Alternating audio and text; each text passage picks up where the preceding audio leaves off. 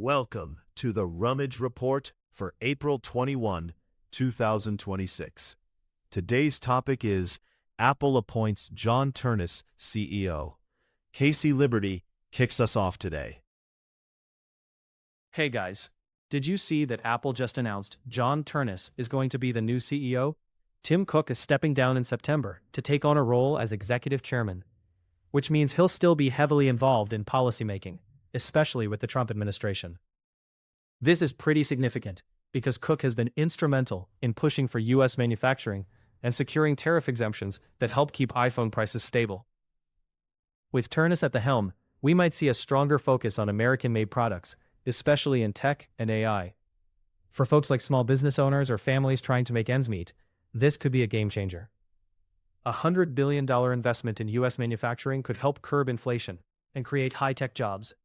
But let's be real, if Apple doesn't fully shift away from overseas production, we could still see trade deficits affecting prices on everyday goods. So, I'm curious what you guys think. Is this a step in the right direction?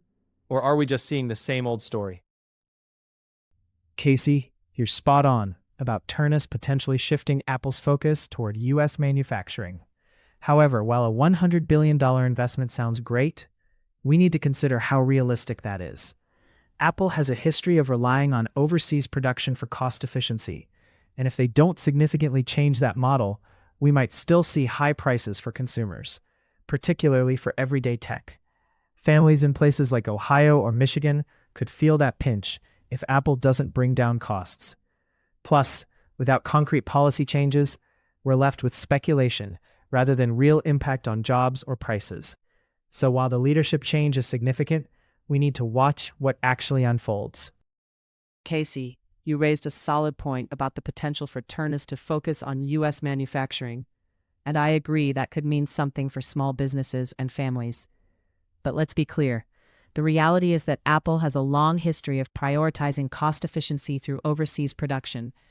Without clear commitments to reshoring jobs, that $100 billion investment could just be another corporate promise that doesn't translate into actual job growth or lower prices for families in Ohio and Michigan. If they don't change their production model significantly, we're still looking at inflated prices for everyday tech, and that hurts real people on the ground, especially those already struggling to make ends meet. Sam, you're right to be cautious about Apple's history of overseas production, but I think it's a mistake to underestimate Ternus's potential impact. If he really commits to that $100 billion investment, it could stimulate a manufacturing renaissance here in the U.S. and create high-tech jobs that families in Ohio and Michigan desperately need. Plus, with the Trump administration's support for tariff exemptions, we could see a stabilization in iPhone prices, which would directly help folks manage their budgets better. But yes, if they don't follow through on reshoring, we might still feel the pinch.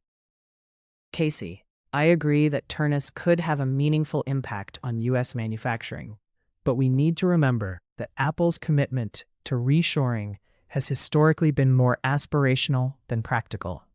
If Ternus doesn't back up that $100 billion investment with real changes to their production model, families in Ohio will still feel the squeeze of high-tech prices.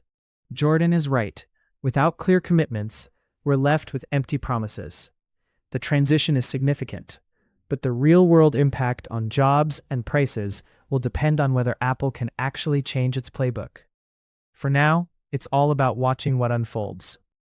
Casey, you're right about the potential for Ternus to create jobs if he commits to reshoring.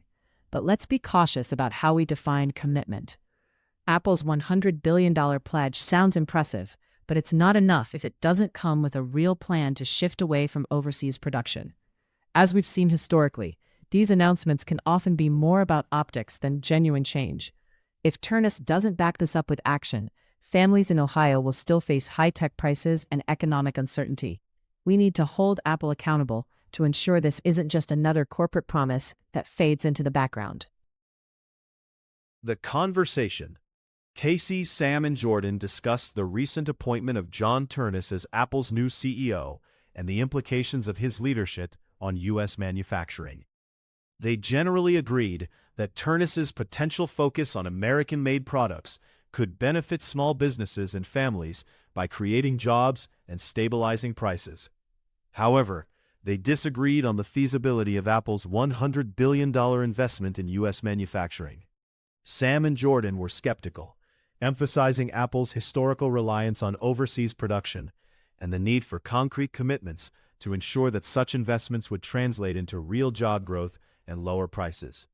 Casey, while acknowledging these concerns, remained optimistic about Ternus's potential impact. Worth thinking about. 1. If Apple commits to reshoring production but still faces challenges in cost efficiency, should they prioritize lower prices for consumers or higher wages for workers in the U.S.? 2. How can we hold corporations accountable for their promises regarding job creation and local manufacturing without stifling innovation and competitiveness? 3.